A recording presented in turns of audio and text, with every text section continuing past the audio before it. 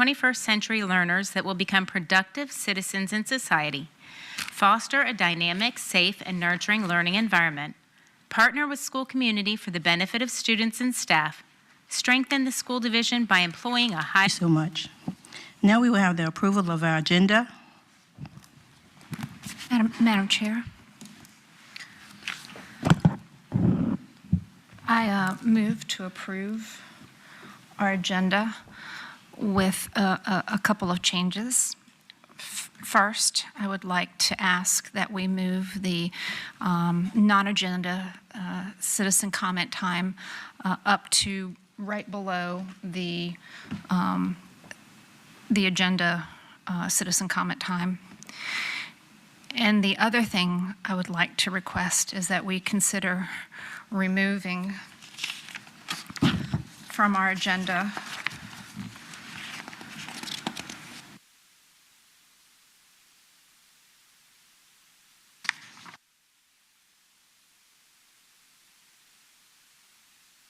the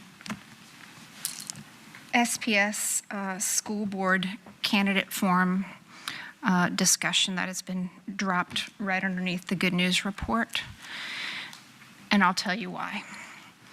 One, we have a policy that addresses political conversations about political candidates and interference with elections. Two, it potentially could be a Hatch Act violation. And I just want to make sure that we are above board on everything that we do. Any of those conversations could freely be had, and we don't necessarily need to muddy the waters with those potential discussions. Thank you.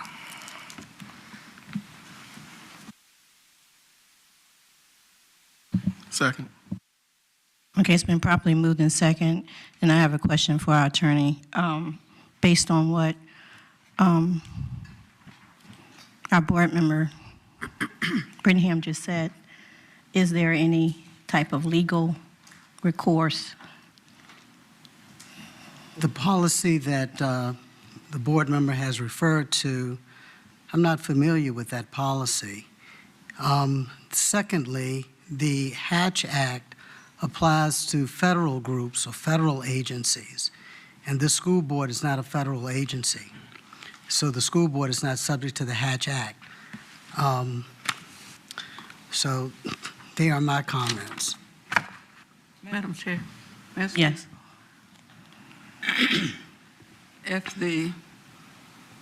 I'm not opposed to moving speakers. I'm not.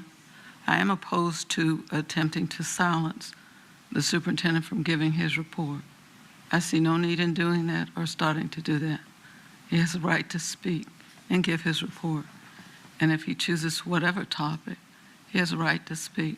You know, I'm trying to understand what the point of that discussion is. And in all fairness, I'm trying to figure out what that's for.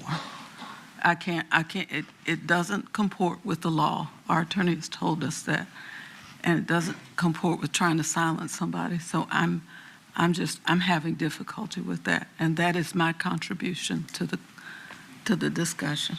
Madam Chair, I'm not intending to silence anybody about anything, but we do have a policy, section 7-7.2, says disclaimer required. School employees engaging in political activities must make it clear that their views and actions are made as individuals and that they do not represent the views of Suffolk Public Schools. My concern is that this dais is not where the discussion about the candidate form needs to happen. I think that there are other more viable places that discussion could be happening. Since that forum happened with the Suffolk News Herald, maybe that's a better forum to go and have that discussion. But by no means am I trying to silence anybody. I am just trying to make sure that, one, we follow our policies, and two, we don't violate potential laws. So do you know what he's, because I don't know what he's discussing. You already know? I wish I knew. That would have been nice, but all I have is the topic, and it has to do with the candidate forum. So, I mean, why would we want to talk about potential candidates from the dais at this point? I don't know. We've got a lot of other business that we're trying to conduct. That doesn't seem like a conversation that we need to even be entertaining at this point. But those are my concerns. Madam Chair, Yes. this is extremely concerning because a huge assumption is being made that I'm discussing candidates. It says candidate forum. That's number one, which could be anything that occurred at the candidate forum. And as a former government teacher who's very also familiar with these policies, I always stay purple and don't pick sides. Number two, this is a direct attempt to silence my First Amendment rights. And under reports from the superintendent, we actually provided the common courtesy to list the items that I was going to talk about, since that's actually one of the items that are going to be discussed for vote during this meeting. Number three, I actually had a conversation with the vice chair yesterday and gave her insight to what I was going to talk about, which specifically stated that I wasn't going to talk about any candidates. So I think this assumption of being discussed here is another attempt to not only control the superintendent, but is also to try to silence my First Amendment rights, which is illegal. Are we ready to vote? Madam Chair, before I vote, I want to make a statement so that way there's no false or misinformation going from here. It's a school board meeting, and the information that's provided at the meeting is as it relates to the school system. I am concerned about it because last year there was a lot of concerns as well about reports that were being made. What I want to see happen is that we do our due diligence to feel comfortable to have these discussions prior to versus getting here and you don't know. And then it's a lot of assumptions on both ends that are being made. We got a lot of fish to fry, and this is one of the reasons why I really don't care to hear about it, because this is my major issue. The CIP, making sure that we are moving, growing, understanding the development that is taking place, doing what we got to do to make sure our school system is able to function as it needs to. I don't know what's being said. I do have reservations. If it was asked of me, would I put this on the agenda? I would have said no. And my reasons are for what I said it is. It's not to silence a voice or a board, but the reality is it's the school board's meeting. And the school board dictates what we want to hear at our meeting. So I'm ready for it to vote how it is. No one is controlling me or anything of that sort. I just want us to focus on the business that we need to focus on and that we don't stray off into pet projects or pet issues. Madam Chair, if I can speak and take some ownership here from the communication standpoint. I did talk with Dr. Gordon yesterday in the morning about concerns about this topic being on the agenda. And he did confirm and assure me that he wouldn't speak specifically to candidates, but rather to information that was presented about the school system that he wanted to discuss.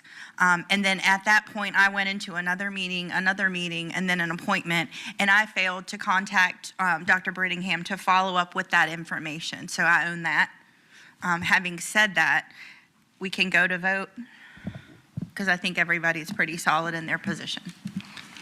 Madam Chair, I will amend my motion for the agenda and remove the request to remove the item from the agenda under the school board forum conversation discussion.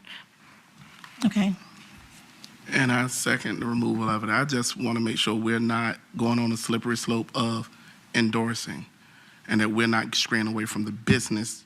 As we were discussing at 5 o'clock, we got a huge elephant before us, and I don't want us to get lost in the weeds. Okay. It's been properly moved in second. Are we ready to vote? Board members, please vote. Board Member Dr. Brittingham? Yes. I'm sorry. Would Are you we doing read- it electronically? What are we voting? Wait, Can you read, You want to do it electronically? but can you read the motion? yeah. The motion was to approve the agenda with the with the move of the non-agenda speakers to come after the agenda speakers. Is that correct? Ready? Hold on one moment, y'all.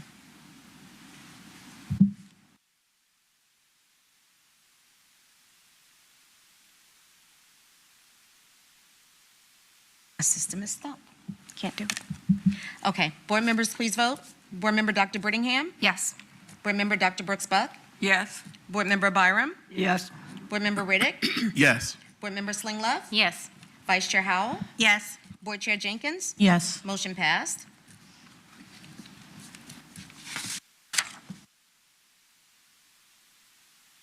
Thank you. Now we will have public speakers on agenda topics.